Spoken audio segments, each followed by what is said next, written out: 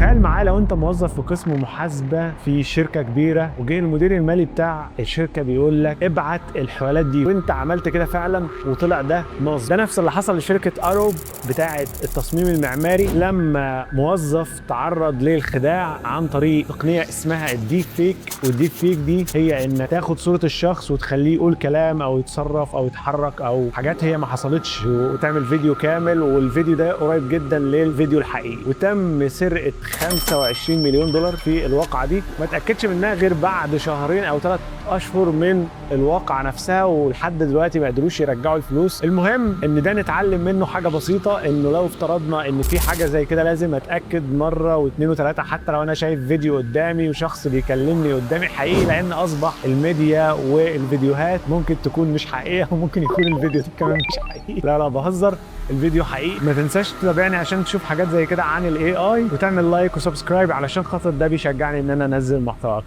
شكرا لك.